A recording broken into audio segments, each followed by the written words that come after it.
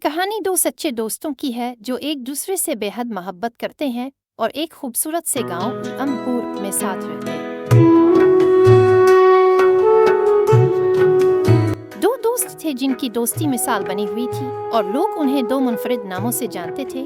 ایک کو سب پیار سے اے موٹا کہتے تھے اور دوسرے کو محبت سے پتلا پکارا جاتا تھا۔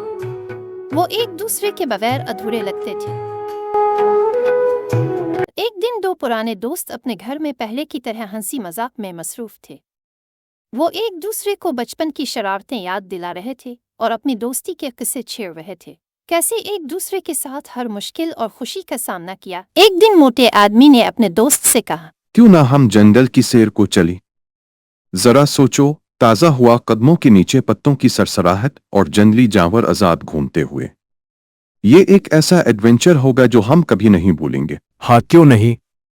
میرا دل بھی یہی چاہتا ہے کہ اپنی آنکھوں سے قدرت کی خوبصورتی کو دیکھوں۔ یہ دونوں دوست جنگل کی طرف اپنے سفر پر روانہ ہوئے۔ جیسے جیسے وہ قدرت کے قریب جاتے گئے، وہ اس کی خوبصورتی دیکھ کر دنگ رہ گئے۔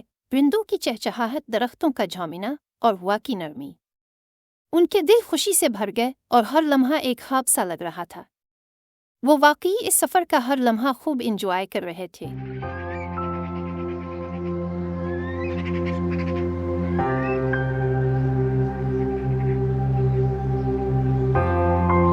آخرکار وہ جنگل کے بیچوں بیچ پہنچ گئے، ایک ایسی جگہ جو قدرتی حسن سے بھرپور اور انسان کی چھاپ سے پاک تھی۔ وہاں انہوں نے حیرت سے دیکھا کہ بے شمار جانور آزاد گھوم رہے تھے۔ رنگ برنگے پرندے آسمان میں الفا رہے تھے اور کہیں دور سے کسی شیر کی دیور سنائی دے رہی تھی۔ ایسا لگ رہا تھا جیسے وہ کسی جیتی جاگتی تصویری دنیا میں داخل ہو گئے ہوں۔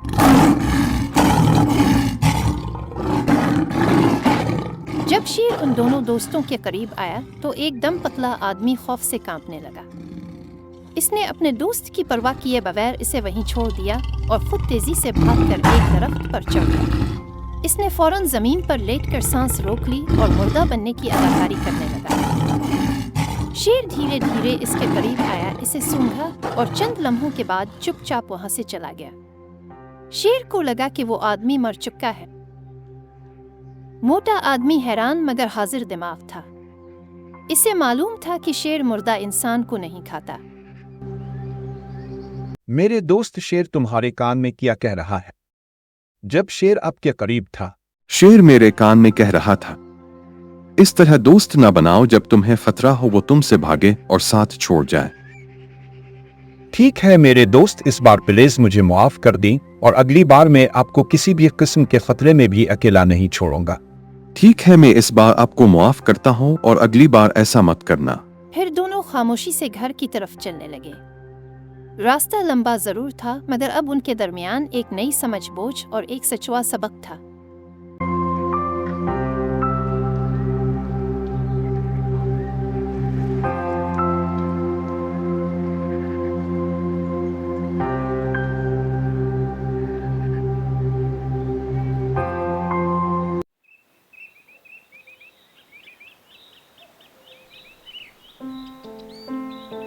آخرکار وہ دونوں لمبے سفر کے بعد خیریت سے اپنے گاؤں واپس پہنچ گئے۔